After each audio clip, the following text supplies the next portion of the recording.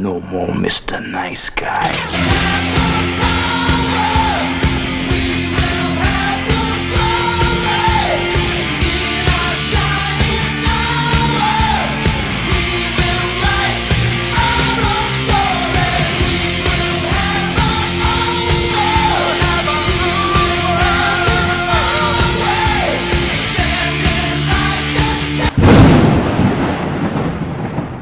Hey guys, welcome back to some more reviews, and welcome to my review on In a Violent Nature that came out this year.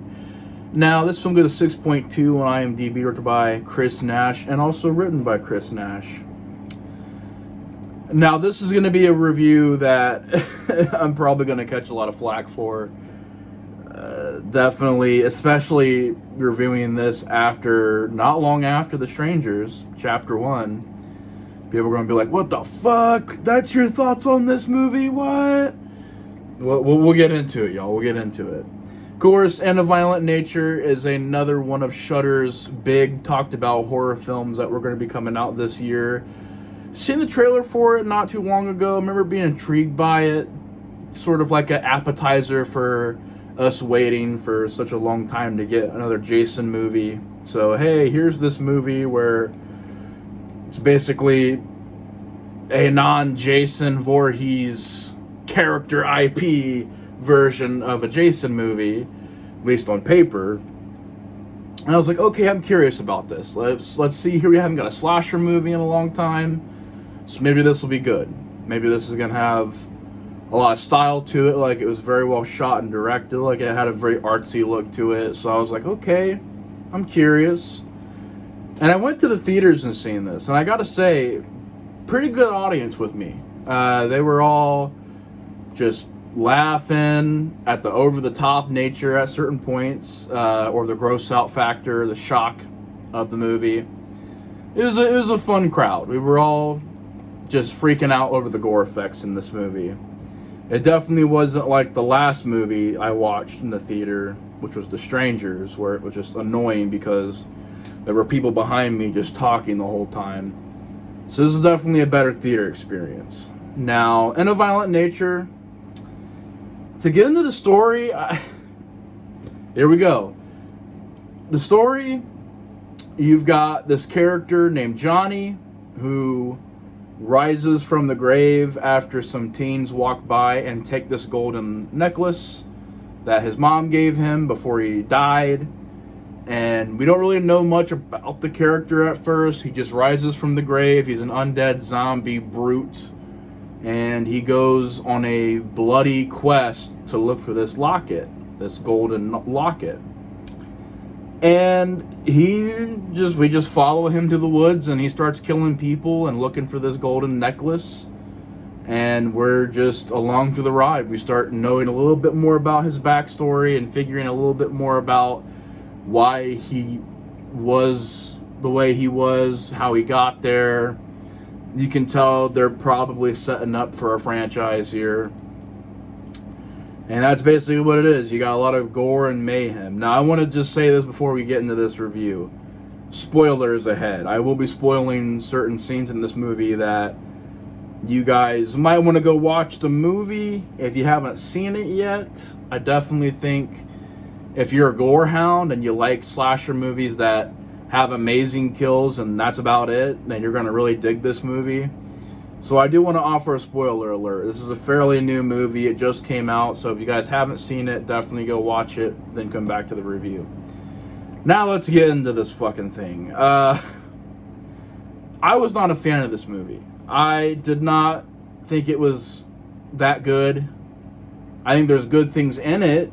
I think there's aspects about it that are pretty damn good. But to get into this movie, first of all, let's get into this character, our slasher here, Johnny.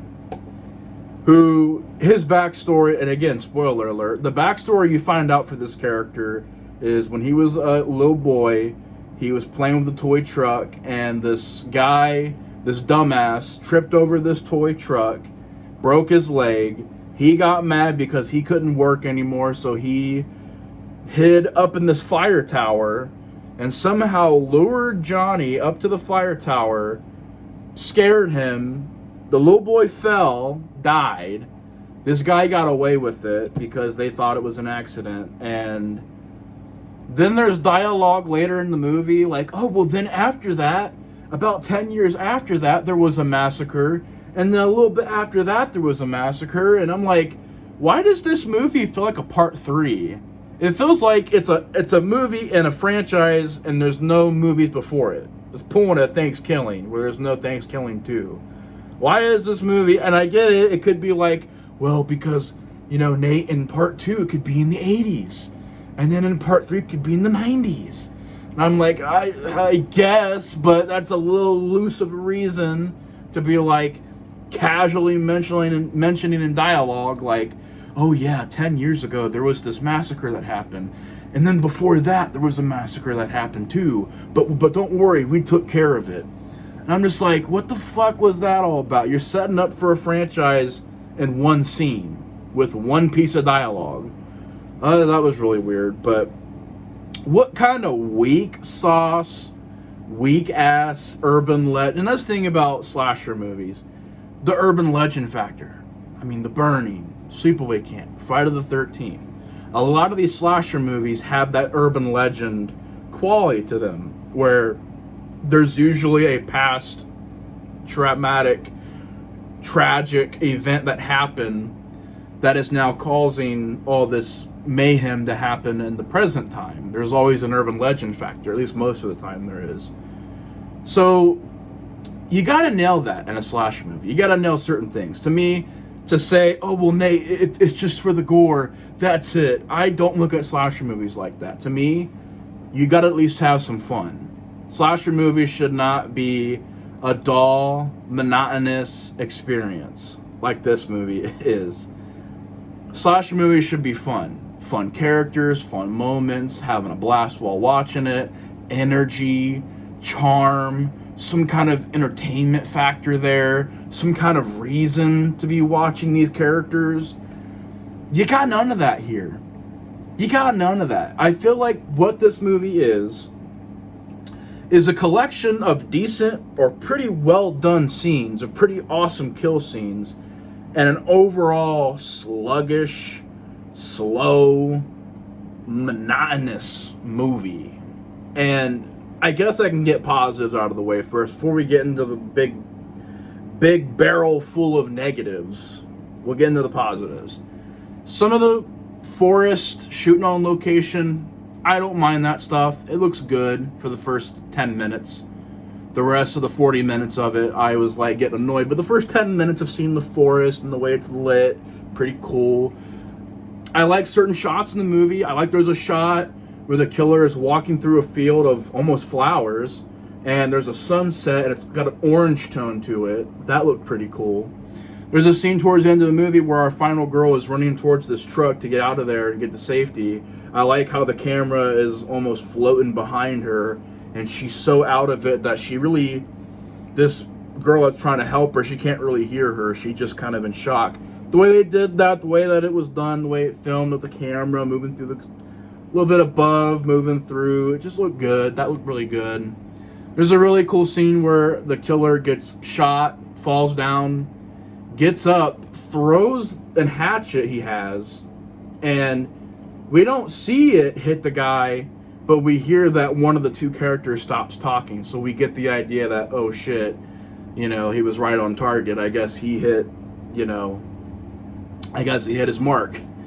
And I like how that scene, it's filmed from above, and so it's a slow pan shot from above. So there's some good, decent shots in there. But most of this movie, we'll get to in more detail, but most of it is the killer walking. And we'll get more into that in a second. A definite positive I can give is the gore effects. This movie, if you want to watch a slasher movie for the bare minimum, and you just want some gore and you want some kill scenes, I'll give the movie that. It has some of the best gore, some of the most realistic gore I've seen in at least 10 years. And it's up there with Terrifier 2. To me, Terrifier and Terrifier 2 are a little bit more of that over the top, like having fun, splatter film type of gore. This is like realistic, like just raw and nasty and just mean kills that are very hard to watch. And the sound design and the makeup effects and the acting and the way that everything is shot, it all works together very well to be just shocking. Just overall very, very shocking. I will not spoil the yoga scene. I think if anybody out there's seen it, they can talk about it in the comments and we can chat away about that. If you guys haven't seen this movie yet, go watch it. I will not spoil the yoga scene kill because I think it is one of the best kills I've ever seen. I'll spoil the other ones, but that one I want everyone to witness for themselves because it really is one of the most brutal kills you can ever see in a film. And I'll give the movie that. That's pretty high praise, right? From a guy that's being like, not a big fan of the movie overall. I gotta give the movie its dues. That was one of the greatest gore scenes and one of the greatest kills I think I've ever seen in a slasher movie. So there's some bonus points for this movie. The other kills, though, you have a scene where a guy gets his face just splatted, just turned to goop by a rock. Axes being thrown to people. There's like one off-screen kill, which was kind of a bad taste thing to do at the beginning of your movie. Because it's the beginning of the movie, you're getting into it, first kill, cuts away, off-screen. Because the kill takes a minute for it to happen. It's like a 10-minute chase. So after all that, you cut away from the kill, the first kill. Very bad sign at the beginning of the movie. But luckily, later down the road, some gore came. Because I was like, man, everybody talking about the kills in this movie. There's got to be some gore in it. And definitely didn't disappoint with that. But there's a scene where this guy who gives all this exposition, again, we're going to get to that in the negatives. But this guy, exposition guy, gets his back broken, gets paralyzed. He can see, but he can't talk, he can't move. And the killer takes him and takes him into the shack. And most of the slasher movies you'll see, like Halloween 6, it uses a corn thrasher. You know, all these other movies, including like Winnie the Pooh, Blood and Honey, uses the wood chipper. Like these are typical things you think about whenever it's like, oh, they're going to the shack. What is it going to be? The power drill? What is it going to be? The wood chipper? This is like a machine that splits logs. And the thing about it is it's almost like a slow moving axe. And it's like, the effects in that scene looked 100% realistic. There was not one phony shot in that scene. And it goes on. And that's one of the very few examples in this movie where the kill, it drags on a bit, but it's for the better. It's 100% more effective because of the way that it was done. And the noise of the machine going, takes this guy's arm, slowly cuts it off. You even see the machine kind of struggling to get to the bone. It's very, very, very grisly. Takes the guy and he's just looking around and you feel so bad for this dude because he can't do anything, but he's paralyzed. His back's broken. So he moves him onto the thing, slowly gets his head cut off. And I mean, it's one of the most realistic looking things the effects in that scene are marvelous. Incredible special effects there.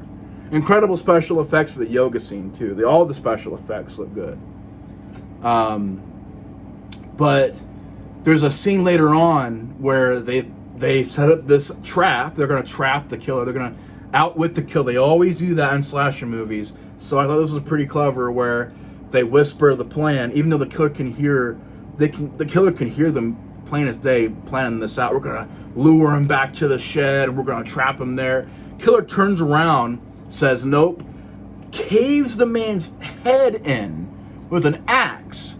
Caves it in. Pulls the axe out, guy falls down, and I have never seen this before in a slasher. Never seen this before. Turns the man into a goop pile of meat with a axe.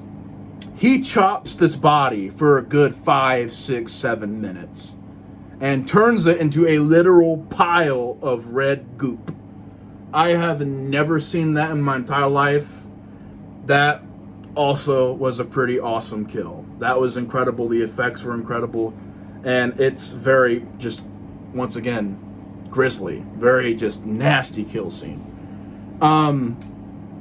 So that stuff I all dug. The kills, certain shots kind of reminded me of Friday the 13th. You see a building, a cabin at night, and it's like, oh wow, it looks like something being a Jason movie. Or there's a shot of a little tiny pond and people are swimming in it. Kind of reminded me of a Jason movie. Some scenes here and there look decent as far as the lighting goes, but we'll get into the lighting and direction and the problems too. Don't you worry. The negatives are coming. The rant portion of this video is coming. But I gotta give this movie its due. It's just desserts. The look of the killer, not a big fan of. I don't mind the idea of him wearing this old school firefighter's mask. That's a cool touch. The rest, we'll get into in the negatives. That's all I got for the positives. Some decent scenes, some good shots.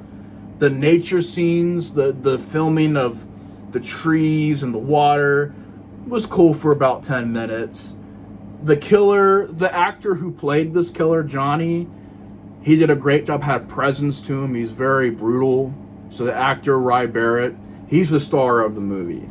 Like, this is his movie, and it's very rare. I guess I could mention this too. I like the idea that, hey, let's have a slasher movie where we're following the slasher. That's very different. I think that's a very cool and different idea. So I appreciate that. I appreciated the performance from Rye Barrett as the lead killer. He did a good job. Had a presence to him. As far as the rest of this fucking movie goes, I swear to God, most of this movie is this killer walking around. And I have never seen a slasher movie that is just so full of just empty shots that don't really mean anything. The kills, each one of them are drug out, and not for suspense, but just drug out. Like, at least in other slasher movies, you can be like, oh, this kill's taking forever, but it's a bit suspenseful because we have the person, running through the forest trying to get away. Here, no suspense whatsoever. It's just taken forever to get to the kill. The first 10 minutes of this movie is walking. He'll walk. The shot is a static shot of him walking and walking and walking and walking. Finds someone, kills someone. Walking. Stalks him at a fireplace by where this campfire is. All right, walk. Just so monotonous. These characters, some of the most annoying characters I've seen in a slasher movie in a very long time. And I get it. They're supposed to be annoying. You're supposed to root for when they die. But there's just nothing to them. They're nothing. Who am I supposed to root for in this movie? This killer? This silent, blank character that we know nothing about? We have an urban legend backstory that is the shits. The guy don't talk. The look, very lazy Dawn of the Dead cosplay looking look, where it's just a zombie, and even the face, like nothing about it is unique other than the mask. And I guess the weapons that he uses, a firefighter's axe or whatever, and these hooks. Other than that, generic look for the killer. Horrible backstory for the character of the killer. There's an idea in the movie that they could have done that would have made it so different and so unique and so... I haven't seen that before, where the killer is walking to this house and he looks in the mirror and he sees the man in the mirror. No, he sees his father in the mirror. It's CGI. He sees his father in the mirror, and it's a flashback of his father handing him the golden necklace and being like, this is from your mother. And of course, behind him in the mirror, he sees the necklace, finds out it's not the one he's looking for, so he just throws it away.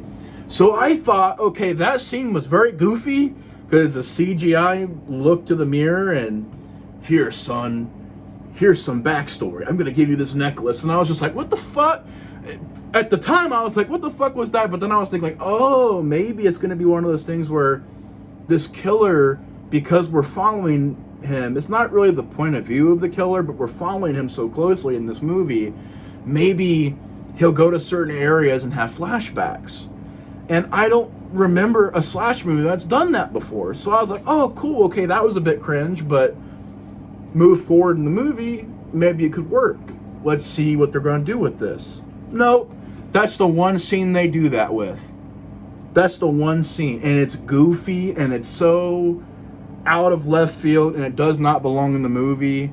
It's a CGI mirror. You can clearly tell it's a CGI mirror, and it was goofy. He was talking to the man in the mirror for some exposition.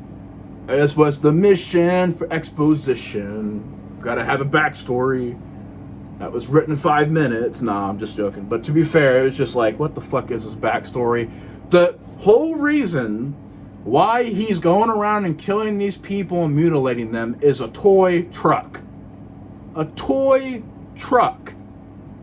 That's why it all happened. Because a guy tripped over a toy truck, decided that he was going to scare this kid. So what? This guy's idea was, I'm going to hide up in a firefighter's watchtower, wait till the kid gets up there, scare him. You don't think he's going to fall down after you do that? What the fuck? Didn't make any sense at all. Stupid backstory.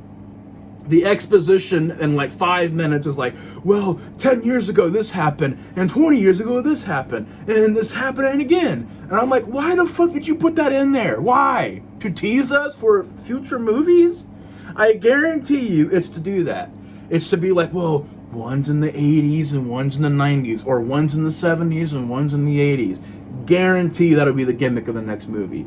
Because they're trying to make sequels to this. The way they set it up, I know they're wanting to make sequels to this. So far it's made $2 million. I'm assuming it might have cost about $1 million to make. So we'll see how it does in the box office, as far as we'll see if it gets a sequel or not. But $2 million in the first weekend, that's not bad for a low budget movie. That's not terrible.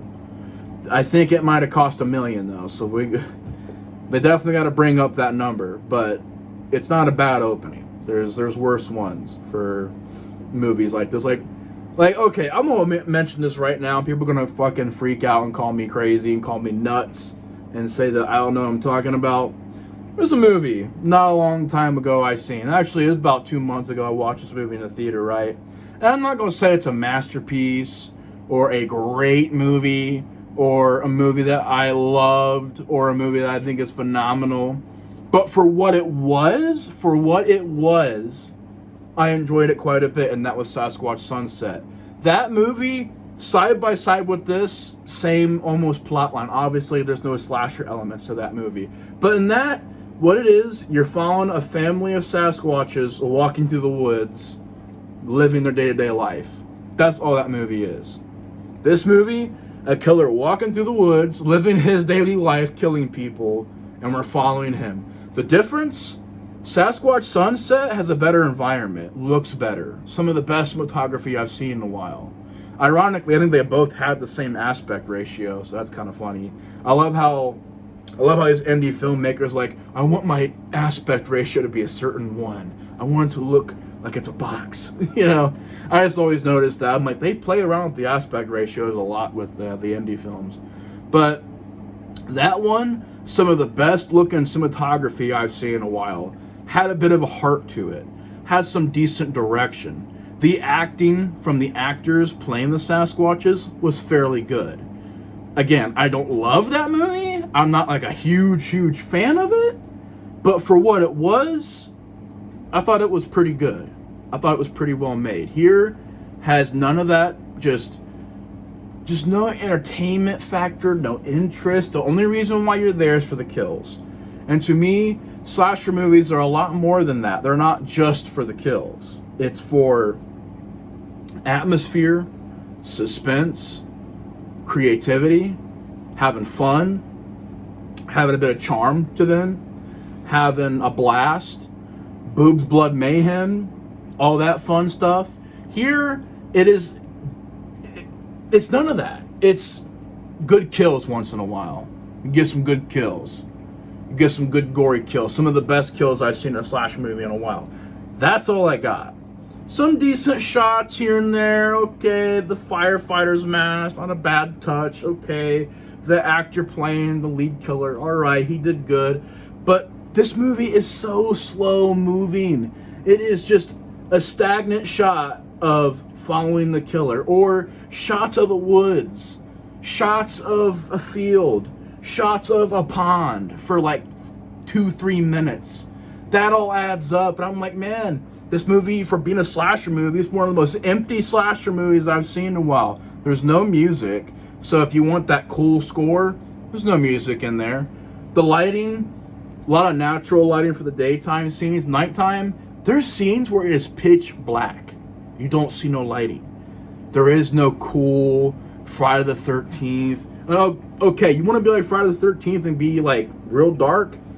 Friday the 13th Part 1 is overlooked, and I think it has one of the best atmospheres for a film, both daytime and nighttime. And that movie's nighttime was very dark. But even that movie's night sequences were lit a little better than this. There's scenes where it is literally a black screen and you're hearing footsteps. That's all it is. These characters, I can't tell you a single character. I can't tell you who I'm supposed to care about. I can't tell you who I'm supposed to be following with this story. The story is barely a story. There's barely a story here. There's barely a reason to watch it. I guess, again, if you want just good kills and that's it, more power to you. Me, it gets kind of boring after a while. I'm just kind of like, okay, when's the next kill? When's the next kill? I'm checking my watch. Where's the next kill? You know, there's no intrigue in the story. There's no intrigue in the characters. My goddamn nose is running now because of this fucking movie.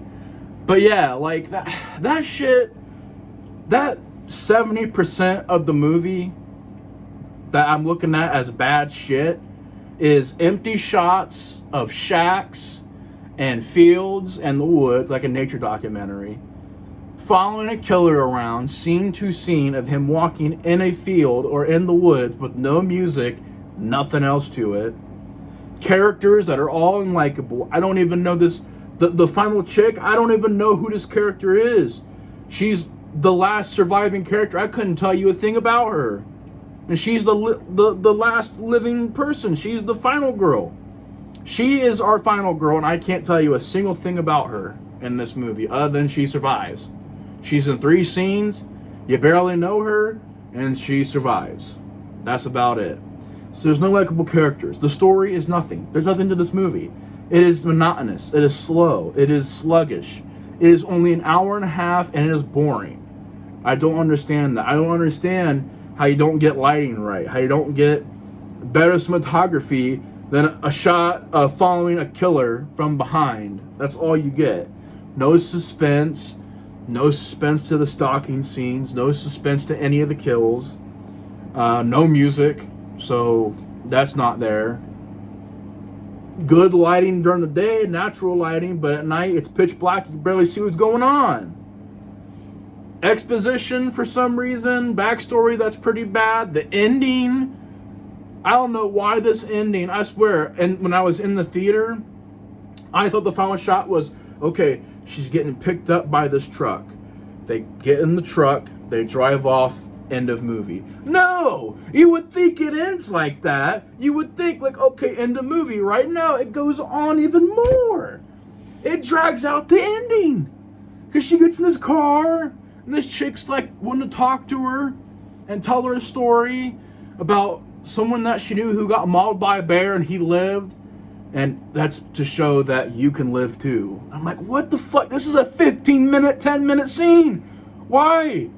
Why not tell the story in 5 minutes and be done? Why does it have to drag out and out and out, and then the movie ends with they have to pull the car over because the chick tripped over a stick, I guess. We've seen it off screen, so I guess she fucking got impaled through her leg by a stick. She's bleeding everywhere. So they gotta fix that up, stop the bleeding, and she's looking into the woods, and so you're wondering, is the killer there? Is the killer there? No, he's not.